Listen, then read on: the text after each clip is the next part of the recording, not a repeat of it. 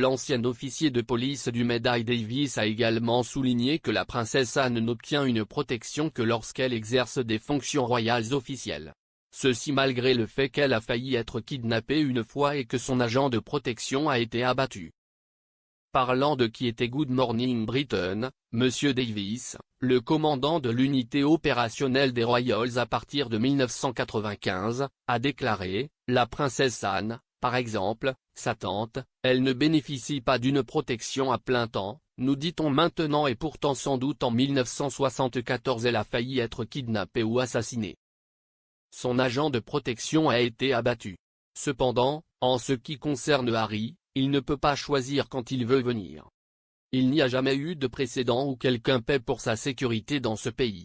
Si c'est nécessaire, il sera fourni. » Il a pris la parole après qu'il est apparu que le duc de Sussex menaçait de poursuivre le gouvernement en justice pour ses frais de protection.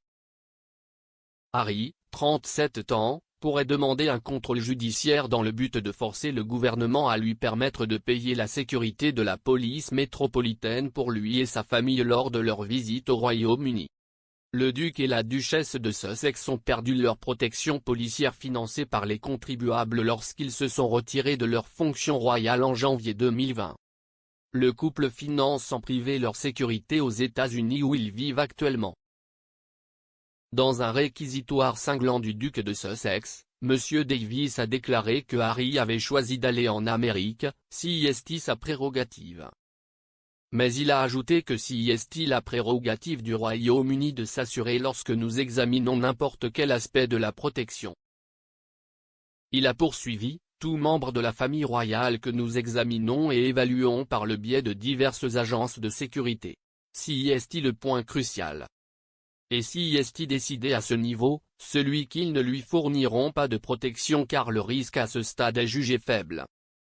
Cependant, s'il devait y avoir un risque lorsqu'il viendrait, il est clair que la police métropolitaine serait tenue de le faire.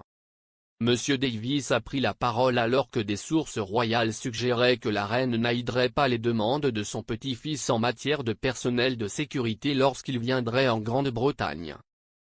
Dans un communiqué, le représentant légal du duc de Sussex a déclaré « Le Royaume-Uni sera toujours la maison du prince Harry et un pays dans lequel il veut que sa femme et ses enfants soient en sécurité. Le manque de protection policière entraîne un trop grand risque personnel. » Le représentant a ajouté « Le duc et la duchesse de Sussex financent personnellement une équipe de sécurité privée pour leur famille, mais cette sécurité ne peut pas reproduire la protection policière nécessaire au Royaume-Uni. En l'absence d'une telle protection, le prince Harry et sa famille ne peuvent pas rentrer chez lui. » Le duc a proposé pour la première fois de payer personnellement la protection de la police britannique pour lui-même et sa famille en janvier 2020 à Sandringham. Cette offre a été rejetée. Il reste prêt à couvrir le coût de la sécurité, comme à ne pas en imposer aux contribuables britanniques.